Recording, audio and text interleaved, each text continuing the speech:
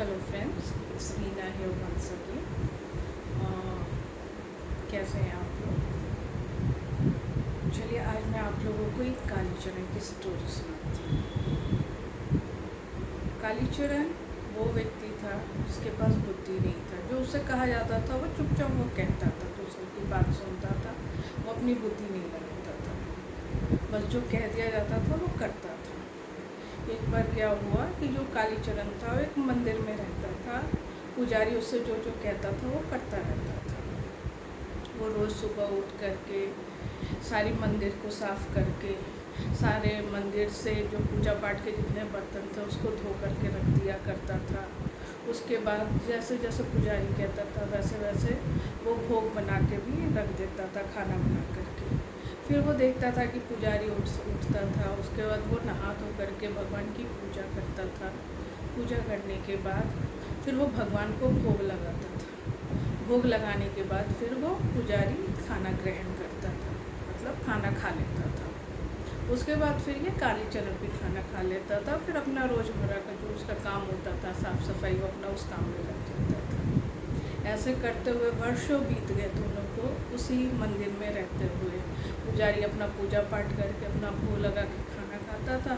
फिर अपना जो भी लोग आते थे पूजा पाठ करते थे उनकी बातें सुनता था, उनसे जो उनकी प्रॉब्लम होती थी या जो उन्हें पूछना होता था वो बताता था। वो अपना काम इस तरह से उसका काम चल रहा था। कालीचरण अपनी साफ़ सफाई का ध्यान रखता था, पुजारी का ध्यान रखता था, मंदिर की साफ़ सफाई, बर्तन ये सब अपना कालीचरण का काम था। फिर खाना वाना बनाता था पुजारी के लिए, उसका भी काम आराम से हो रहा था। एक बार क्या हुआ कि किसी कार्य हेतु, मेरा मतलब है कि काम के सिलसिले में वो दूसरे गांव जाना था पुजारी को। तो पुजारी बोला कि मेरा कुछ काम है, इसलिए मैं कुछ दिनों के लिए यहाँ नहीं हूँ।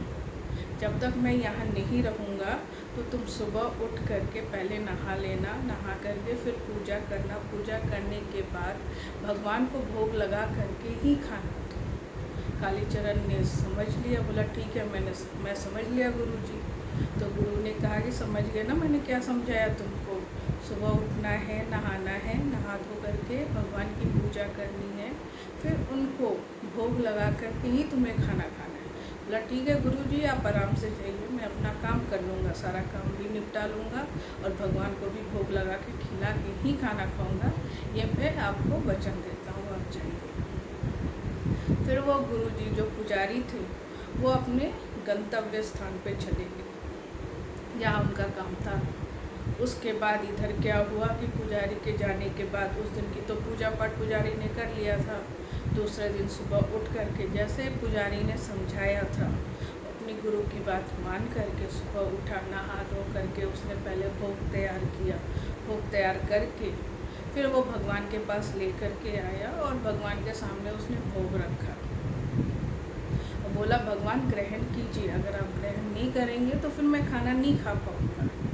काफ़ी देर बैठा रहा वो, लेकिन भगवान नहीं आए ग्रहण करने के लिए। और वो ये चीज़ उसने पुजारी का कभी देखा नहीं था कि वो कैसे भगवान को भोग लगाते थे। अब वो सामने भोग रखा हुआ था, वो बैठा हुआ था। काफ़ी देर हो गई, सुबह का दोपहर हो गया, दोपहर का शाम हो गया, लेकिन भगवान नहीं आए। तब तो उसको लगा कालीचरण को कि ये तो हद ही हो गई, मैं इनके सामने भोजन परोस के रखा हूँ, ये खा ही नहीं रहे। जब तक ये नहीं खाएंगे तो गुरु के हिसाब से जो पुजारी ने कहा था अब मैं भी खाना नहीं खा पाऊँगा। फिर उसने कहा ऐसे नहीं मानोगे तो ठहरो, मैं अभी आता हूँ। फिर वो जा कर के, बुद्धि तो था नहीं कालीचरण के पास, वो डंडा लेकर के आए, सामने बैठ गया और बोला अगर खाना नहीं खाओगे तो इसी डंडे से तुम्हारी पिटाई करूँगा, इसलिए आके खाना खाओ, मुझे भी बहुत तेज भूख लगी है, तुम्हारे खाने के बाद ही खाना आया मुझे, इसलिए आके ग्रहण करो और मुझे खाने दो। भगवान भी सोच में पड़ गए कि अब क्या करें हम, इस बुद्धू से तो पाला पड़ा है, इसको तो समझाना भी मुश्किल है, ये समझ नहीं रहा है। फिर भगवान को सोच करके भगवान सामने प्रकट हुए और बोले कालीचरण दो, मैं भोग लेने के लिए आ गया। फिर कालीचरण ने उनके लिए जो खाना परोसा था उनके सामने रखा। भगवान ने बड़े चाव से और प्यार से वो सारा खाना खाया और खाना खाने के बाद वो अंतर ध्यान हो गया। फिर कालीचरण के परोसे हुए बर्तन जो खाने के बाद खाली हो गया उठा कर लाया। उसके बाद फिर वो अपना खाना खा के फिर साफ़ सफाई करके सब कुछ को ठीक ठाक करके वो सो गया। दूसरे दिन उठ कर के फिर वो खाना लेकर के भगवान के सामने आया, बोला कि ग्रहण करिए आप, फिर मैं खाना खाऊंगा। उस दिन भी भगवान नहीं आ रहे थे, काफ़ी देर हुआ। बोला लगता है फिर नहीं मानोगे तो डंडे की ज़रूरत पड़ेगी तुम्हें अब। फिर कालीचरण डंडा लेकर के बैठा, बोला नहीं आओगे तो अभी पिटाई खाओगे हमसे। फिर भगवान सोचे अब तो कुछ कर नहीं सकते हैं, आना ही पड़ेगा। भगवान फिर आए, उन्होंने कालीचरण का बनाया हुआ खाना खाया और खाना ग्रहण करके फिर अंतर ध्यान हो गए। फिर कालीचरण अपनी साफ़ सफाई करके अपना भोजन ग्रहण करके फिर अपने बाकी कामों में लगे। इस तरह नित्य प्रतिदिन वो भगवान को भोग लगाता, भगवान उसके भोग को ग्रहण करते थे। और भगवान जब तक भोजन ग्रहण करते थे तब तक वो डंडा लेके भगवान के सामने बैठा रहता था, क्योंकि ढीठ हो तुम भगवान, समझ नहीं रहे हो और बिना तुम्हारे ग्रहण के मैं खाऊंगा नहीं, इसलिए बैठा हूँ, अब खा के जाओ तुम।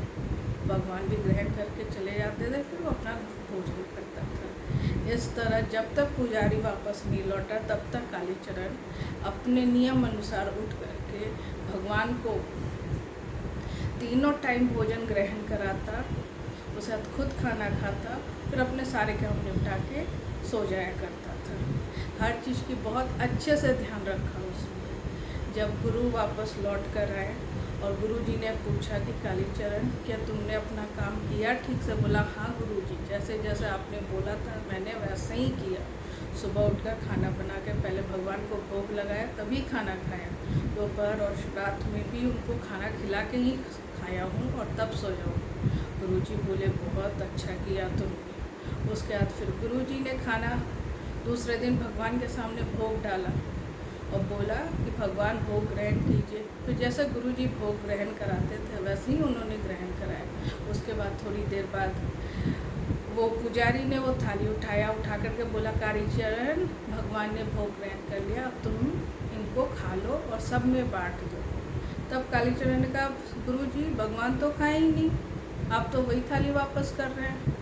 तो गुरुजी ने बोला कि भगवान खाते कब है? बोला नहीं, मैंने रोज़ खिलाया अपने सामने बिठा करके, यह पूरी थाली ख़त्म की है तभी मैंने भोजन ग्रहण किया है। उसकी बात को सुन कर के गुरुजी भी आश्चर्य में पड़ गए, बोले नहीं ये ऐसा नहीं हो सकता। बोलता आप मानो गुरुजी भगवान ग्रहण किए। बोले नहीं कोई और खाता होगा। बोलता नहीं, भगवान आते थे खाते थे फिर वो चले जाते थे, लेकिन ग्रहण किए वो।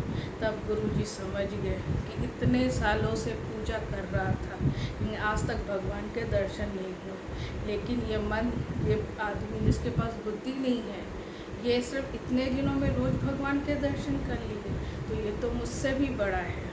फिर वो गुरुजी कालीचरण के पैर छू के प्रणाम किया, बोला कि तुमने भगवान के दर्शन कर लिए, बहुत बड़ी चीज़ है।